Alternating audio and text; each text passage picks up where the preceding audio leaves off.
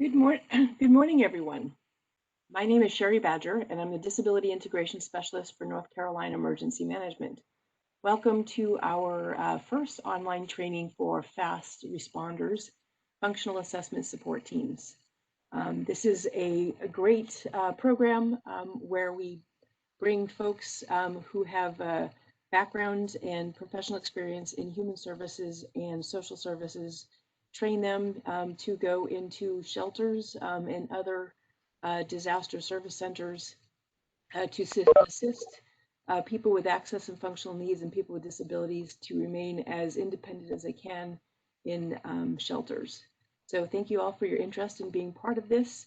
This is a 2-day training. Usually it's a 1-day training, 1 full day training, but because it's online, we're doing 2 half-day trainings. So thank you all for your interest. We are recording this and appreciate your participation. I'd like to introduce Vicki Smith from Alliance of Disability Advocates, who will be starting off on our section 1. Thank you. Good morning, everyone. I hope that this day finds you well and are ready to sit in front of your screen for an exciting couple of hours. I do want to remind you to put yourself on mute. It looks in the panel as there are a few people who are not, and it would be very helpful if you would take a moment to mute yourself. Today, let me just say that ordinarily this course would be done during a day, but as you know, we are spreading that out over 2 days so that you don't have to sit in front of your screen for 6 or 7 hours straight. The course objectives for today is to give you an overview of the history of FAST and how it came to be and the fundamental concept. You'll learn about the National Incident Management System, or NIMS, and how it pertains to our work as FAST members or responders. We'll explain how to prepare for a FAST deployment, including what to pack and suggestions of snacks to take with you. We'll describe the roles and responsibilities. Let me back up. We'll do those 3 things this morning. On Thursday, you'll learn about the roles and responsibility of FAST members, how to request resources while you are deployed, how to fill out forms, because there are a lot of forms that need to be filled out, and then how to demobilize or how to go home. Sherry, can you move the slide, actually, and go to the next one? So ordinarily we would do the introductions. We're not going to do that this morning. We are going to introduce the instructors who will be working with you over the next few days. This morning you'll start off with myself and my partner in presentation this morning, Debbie Talbott. You will also hear from Heather Carter, Lauren Howard, and I just lost my screen with the list of, Sherry, can you help me out here? Yes, and Casey Bernesser. Casey Bernesser. Thank you. And quickly, I just want to jump in. If you would like to introduce yourself as students, if you put your name and your agency in the chat box so we can all see who's here, that would be great. Thank you. So what is FAST? FAST is an acronym. It stands for Functional Assessment Support Team. FASTs are made up, as Sherry said a few minutes ago, of trained, deployable team members that work in disaster service centers during a disaster. So what we will do is we will help assess, look for and assess people with functional needs in shelters, both congregate and this year non-congregate shelters. And then we will identify resources that they might need in order to live stay in the shelter and be with their family to the maximum extent possible. FAST does this through a variety of activities, which we'll highlight as we move forward during the day. But we really work side by side with shelter personnel and other emergency response workers to help people with access and functional needs maintain their health and safety and independence. We'll help health services distinguish among people who need assistance in maintaining their safety, health, mobility, emotional stability, from those who might have an acute medical need and might need to go to a medical shelter, which has more expansive and expensive emergency medical services and are very expensive and unnecessary for many people who have access and functional needs. Next slide. What FAST is not is we are not personal care assistants. We don't replace anyone else who's working in the shelter. We actually provide them assistance. So we don't replace health services or nursing, or we don't replace mental health services or the general shelter workers themselves. We actually just act as a second set of eyes and ears and use our training and background to help identify individuals who may not otherwise be drawing attention to themselves. So next slide. So our mission is to really help people retain their independence and their inclusion while during an emergency and while they are away from their home where they might be more independent. We also want to strengthen the community's disaster resilience. When we can care for all of the citizens in our community, everyone is stronger and the community can recover and be more resilient. And also, of course, to help individuals receive the services they need at the disaster shelter. I think what's key is that many people have a level of independence when they are living in their own home, where they are familiar and have the resources they need. In an emergency, they leave some of those behind, and our goal is really to help them recover that independence. And we also want to reduce the impact on necessary medical support resources for those individuals who truly need that level of service. Next slide, please.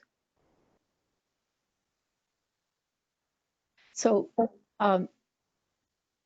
one of how FAST came to be is through a grant with the North Carolina Council on Developmental Disabilities. Like many things that happen in North Carolina for people with intellectual and developmental disabilities, the DD Council provides core funding to start programs, and this is an example of a program that they helped fund and has grown and blossomed because of that early support. We want to thank the North Carolina Emergency Management Agency for embracing this concept, and also the California Department of Social Services, which upon whose model we are building along with the Governor's Office of Emergency Services in California. So this program, this concept was started in California, and we are building on that. So thank you to the good folks in California for sharing their fast training content. And I do want to acknowledge that Sherry Badger for the last year has really enhanced the growth and development of this program with her leadership. And Sherry, thank you. We wouldn't be where we are today without your dedication and knowledge and support. So next slide. Y'all don't know this, but Sherry's blushing right now.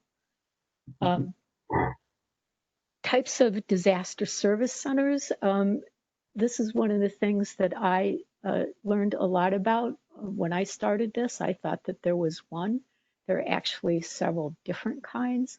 There's the evacuation general population shelters, which is what we have traditionally seen in the response to hurricanes. These disaster service shelters, centers, can include, but are not limited to, an immediate evacuation, so get out of harm's way quickly, a general population shelter where everybody from a community or an area can go to seek shelter, disaster recovery centers, and multi-agency resource centers, family assistance centers, and reunification centers.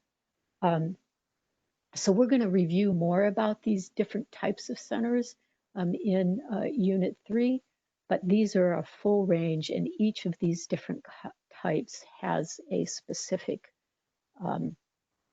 purpose. So we'll learn more about that later. Next slide, please.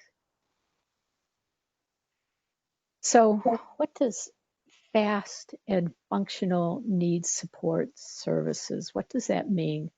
And we have lots of acronyms in our world, and emergency management is no exception. So these are FNSS services, functional needs support services, which enable individuals to maintain their independence in one of those disaster service centers. So it can include many things. First and foremost, it might be a reasonable modification to the policy or practice or procedure. Change the way people do things. It might be as they walk in the door and sign into the shelter, or it might be, could I ask someone to please mute? Thank you so much.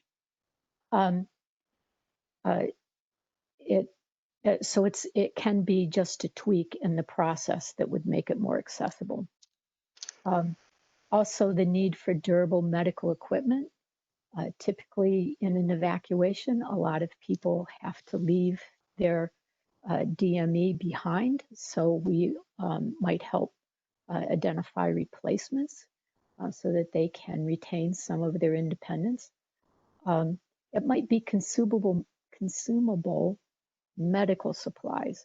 These would be things, again, that might be available to them, to individuals in their home, but in their haste to reach safety, they didn't bring things with them, including personal assistance services.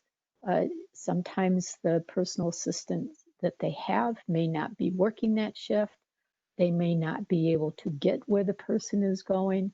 And of course, if they live in the same community, they might also have to be taking care of their own safety and the safety of their family. So they might need to have, individuals in the shelter might need to have someone come in and provide those services. And then just any other range of goods and services that would help individuals in the shelter be more independent and safe. So these things cover the full range of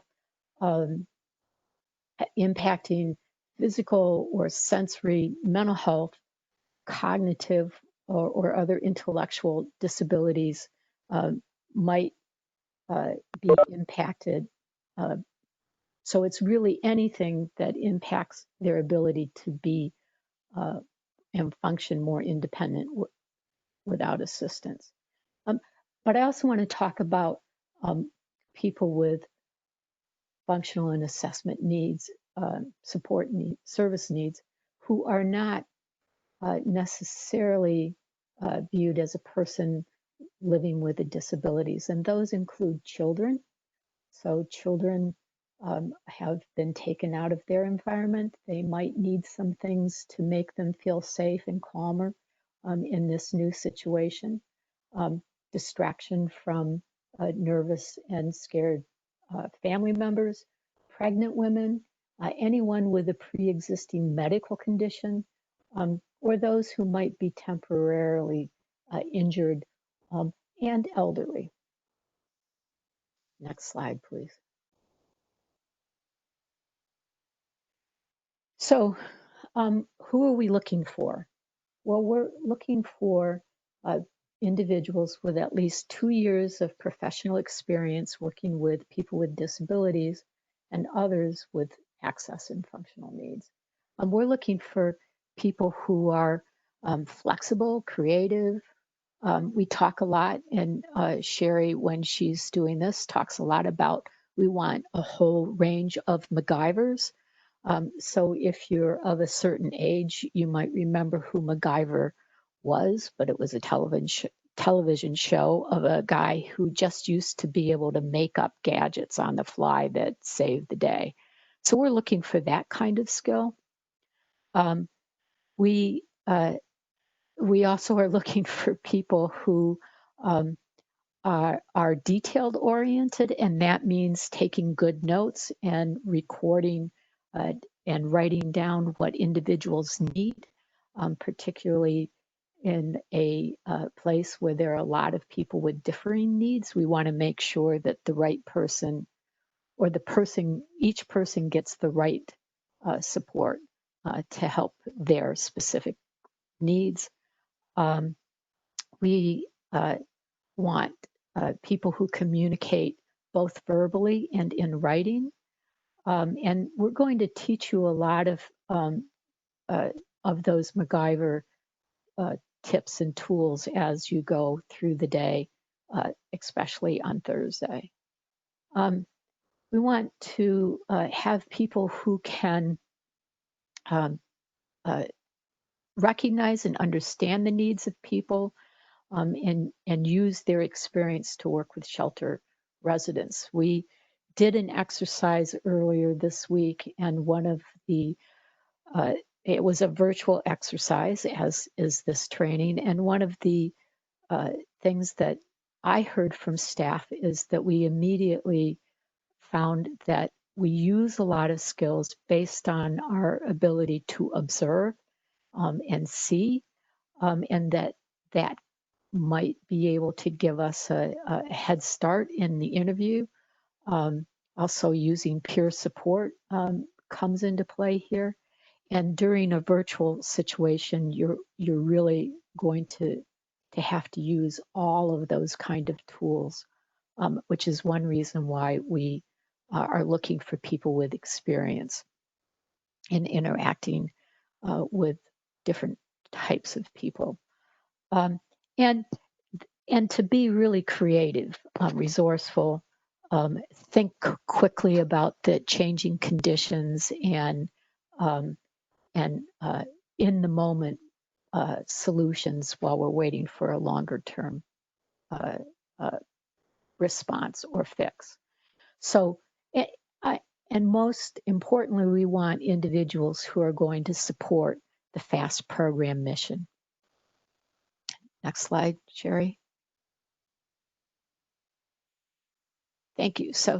Um, so the kind of skills that we're looking for are wide ranging, and some of them are on this slide. So we're looking for people who might have experience working with aging individuals, people with physical disabilities, people who have worked with individuals with mental health needs, uh, people who communicate differently, um, chronic health conditions, independent living, substance use disorders, intellectual or other disabilities, and languages other than English. And that includes American Sign Language.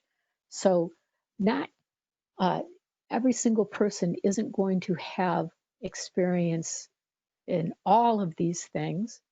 You may have experience in many of them, and a few might actually be able to say that they have worked with um, individuals within that entire scope.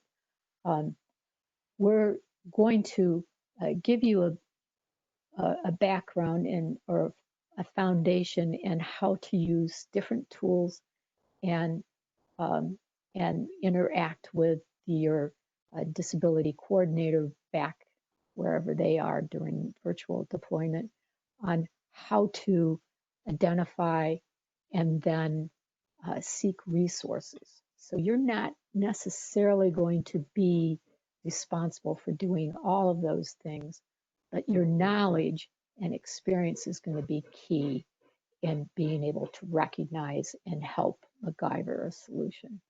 Next slide, Jerry.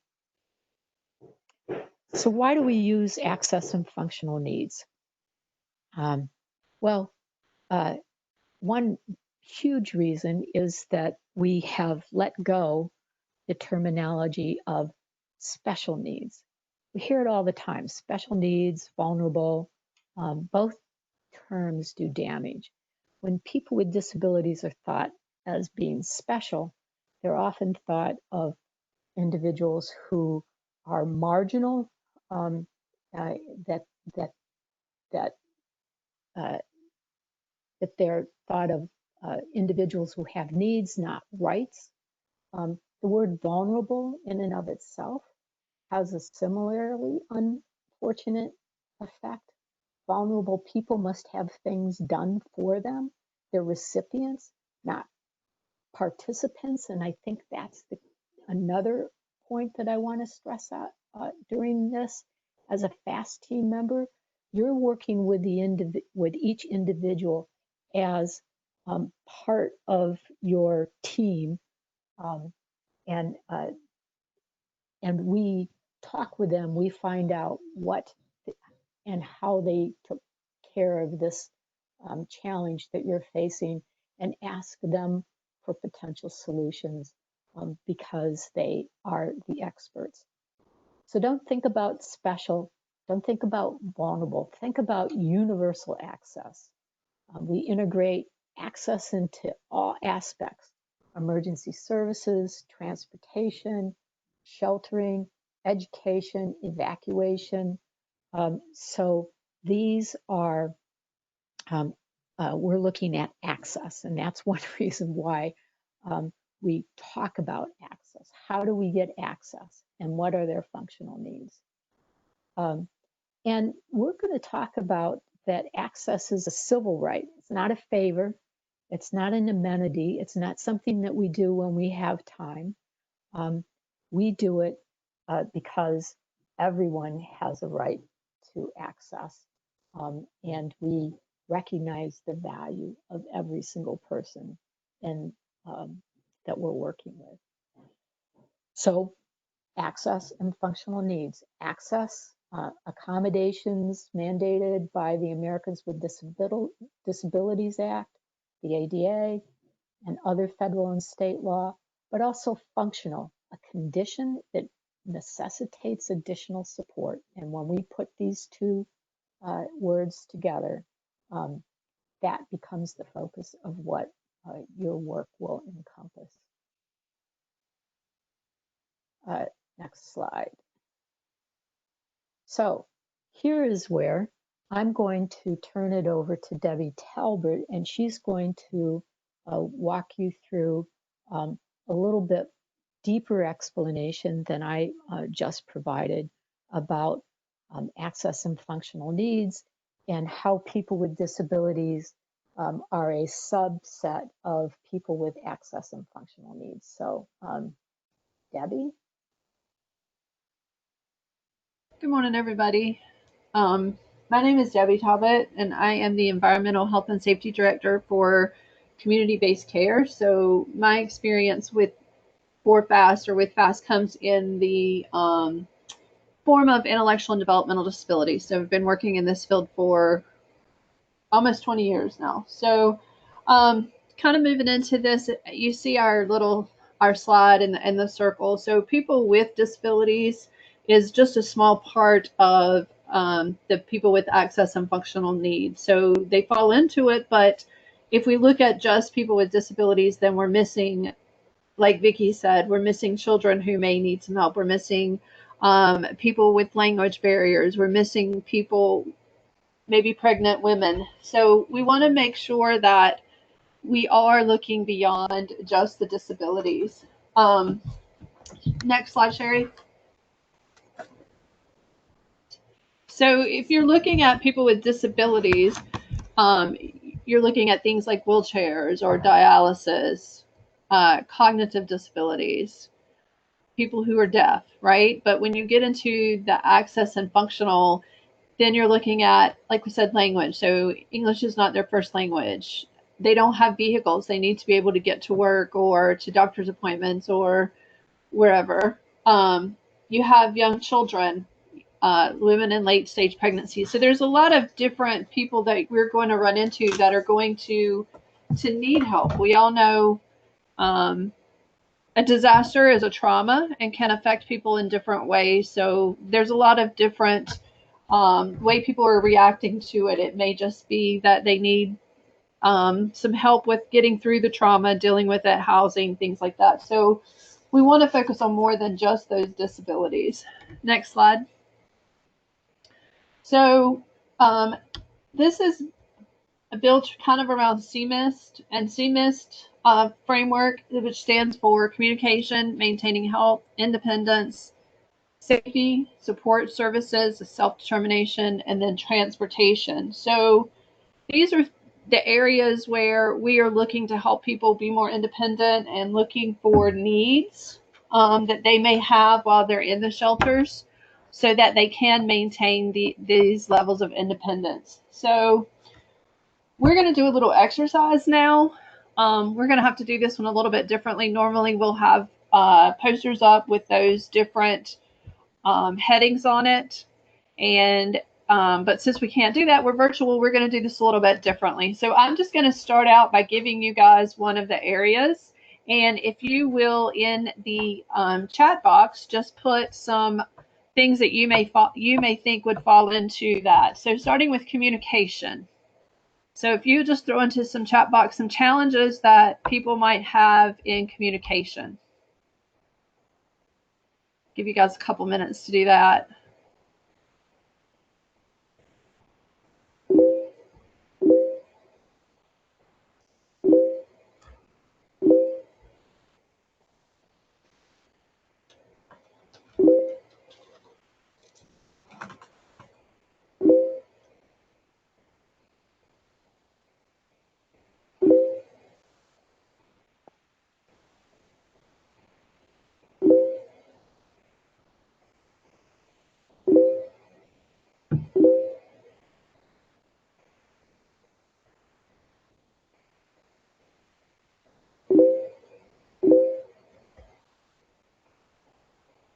Ooh, that's good.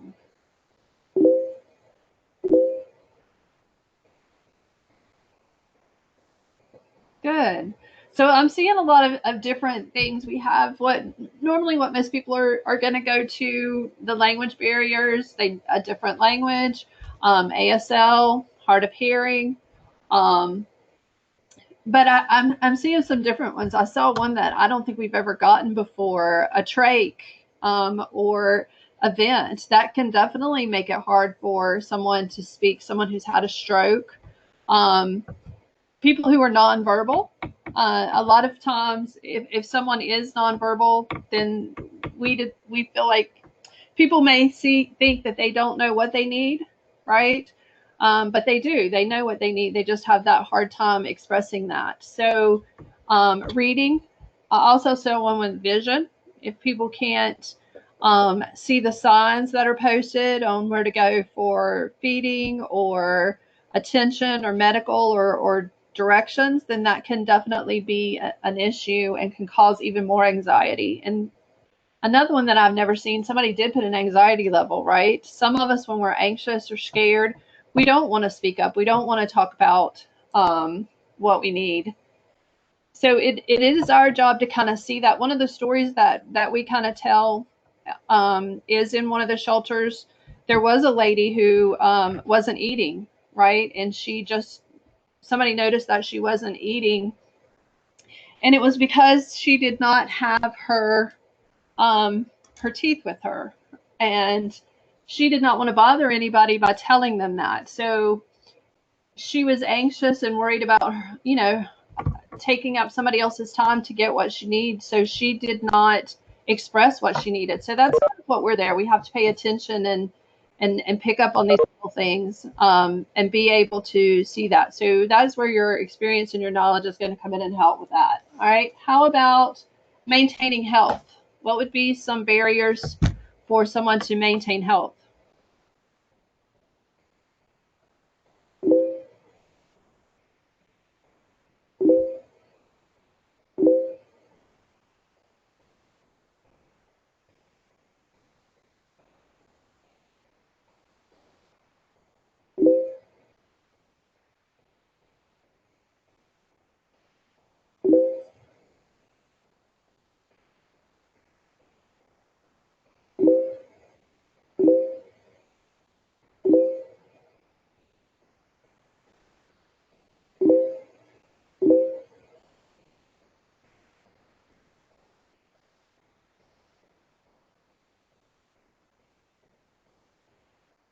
Okay. I'm seeing a lot of medication and access to medication. That's definitely a big one. Nutrition, right? People with special diets, diabetic, can't have sugar. A lot of the snacks and things that may be laying around could be sugary. Confidence and knowledge. I like that one, right? If we don't know what's going on, it can definitely affect our mental health, which we all know can also affect our physical health. Dialysis, if they have some kind of need like dialysis or oxygen, making sure that they do get that and they can get that. A quiet place, that is definitely huge for some individuals, being able to get away from all the noise and the crowds and stuff like that.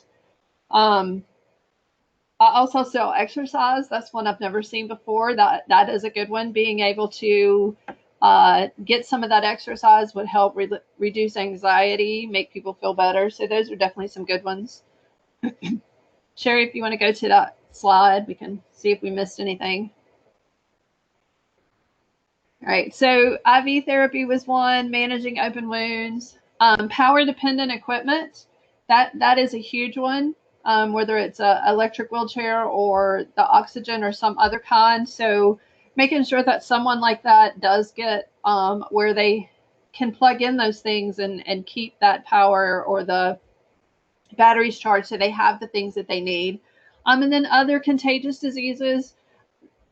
Right now, that would be a huge thing going into shelters and also dealing with COVID, and that is definitely going to be another fear or anxiety that people have, is being in the shelter, being around others, and the possibility of contracting COVID. So that's something too that we can help with it and easing and helping them get the things that they need for this.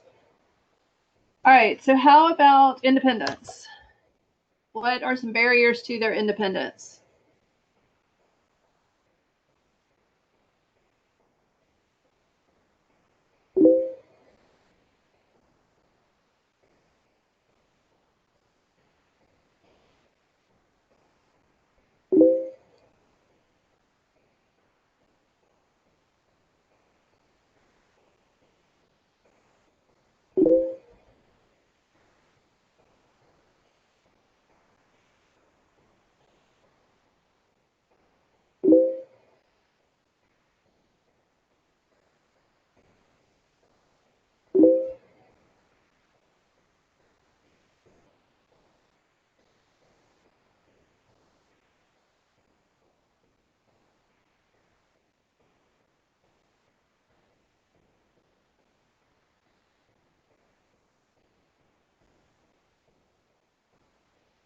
Okay, so I saw some really good ones there. The wheelchair access, that is a huge one, being able to get around and access the areas. So that is one of the things that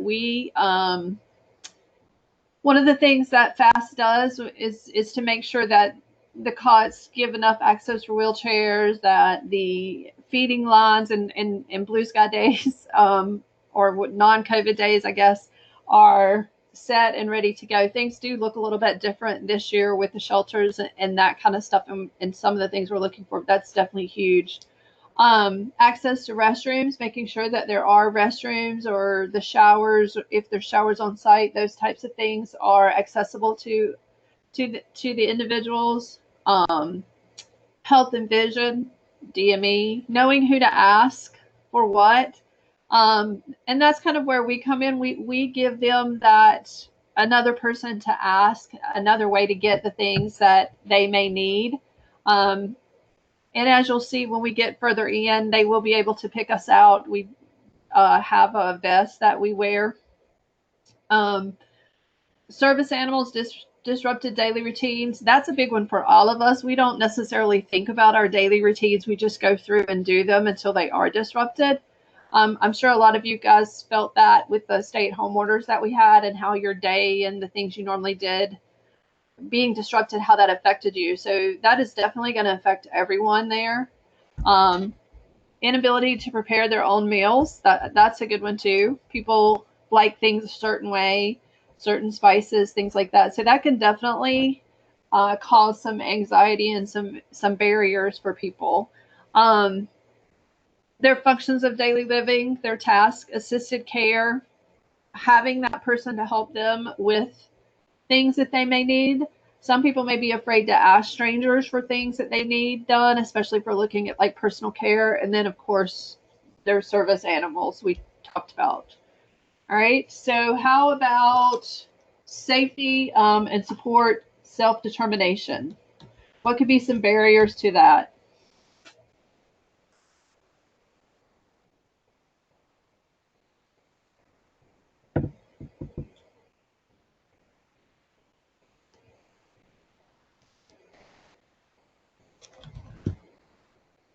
Safety and support services or self-determination.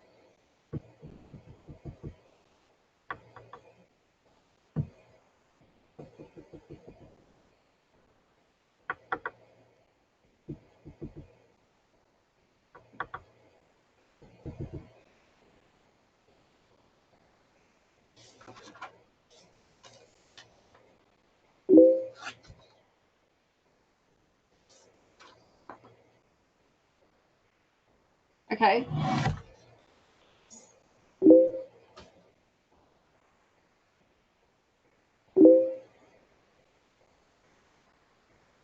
Good. So definitely behavioral issues, cognitive disabilities, psychiatric conditions, children, the being in an unfamiliar situation or location can disorient people. And then somebody else said no local family or caregivers for backup. That can definitely be another barrier, right? They don't have the people that they're used to there to help them out. They could also be worried about their family and if in different areas if it was a large enough event. So those are definitely some barriers that we see to that. How about transportation? What are some barriers to transportation?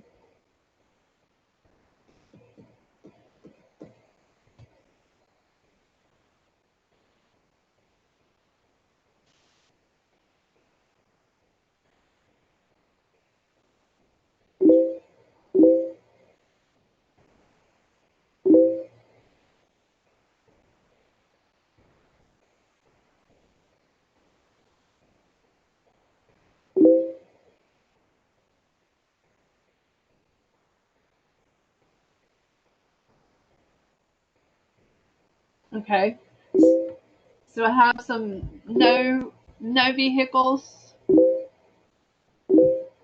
unable to bring, wheelchair or walker, limited public access, no access to vehicles, lack of medical transport, limited sidewalks for accessibility. So a lot of people can't drive as well. They don't have a driver's license. Their age prevents them from driving, or a disability. So getting around and being able to get to work or to medical appointments, or just out to get out and do something different once the event passes, is definitely a challenge. So one of the things that FAST can do is to help them, to give the shelter managers, or help them come up with ways that they can get around. So how can they find a bus schedule, or Uber, or things like that. So just helping them try to figure out some of these areas, and what we can do to help, or get them to help. So if they did, for example, couldn't bring their wheelchair or walker, one of the things that FAST can do is help them get one to use. All right, so next slide, Sherry. Okay, so the Americans with Disabilities Act. First of all, we always want to, when we're talking to individuals that we are communicating with, we always want to use that first person language, or person first language. So basically, we are not going to say an autistic child. We are going to say a child with autism, right? We're going to say a person who is blind, not a blind person. So the person first, always putting that person first. So the American with Disabilities Act is, again, like Vicki said, it is a civil rights law. So people cannot be discriminated on the basis of disabilities. In employment, state and local government programs, public accommodation, commercial facilities, transportation, or telecommunication. So it's basically our job to make sure that they are getting what they need, so that they are not being discriminated against. And with shelters, we're looking at public accommodations, right? So it protects people who have physical or mental impairment that limits one or more major life activities or bodily functions, and they have a record of such impairment, and are regarded as having that impairment. So some forms of accommodations that we may provide would be literature and braille. So if they are, if they have that vision impairment, installing a temporary ramp if there's not one that's there, making sure, like I talked about earlier, that if they need a wheelchair or walker, they can get that. Excuse me. All right, so Title II prohibits discrimination on the basis of disabilities, like I said, in all services. So next slide, Sherry. Okay, so some of the ADA requirements that we are going to be looking at too, as far as the shelters go. Accessible parking. So is there parking close to the shelter? Is it easy to get into? Can they get in and out of vehicles with wheelchairs? Accessible path of travel. So that could be the sidewalk, like somebody was talking about earlier. Is it wide enough? Can they get in the door? Are the doors wide enough? Doors that do not require more than 5 pounds of force to open. So they're easy open. Accessible signage, so that could mean that it is large enough for people to read. It could have the braille on it. It lets people know what is there, what is not. Accessible restrooms, so big enough for a person to get into with a walker or wheelchair, be able to turn around and do the things that they need to do. And then providing accessible communication at no cost, so whether that's an interpreter or the telephones or AUGCOM devices. So making sure that we have that,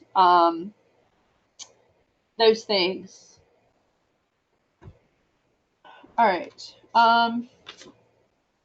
Any questions on any of that stuff? If you have any questions on anything that we've talked about, you can put them in the chat function, and we'll be glad to try to answer those for you right now.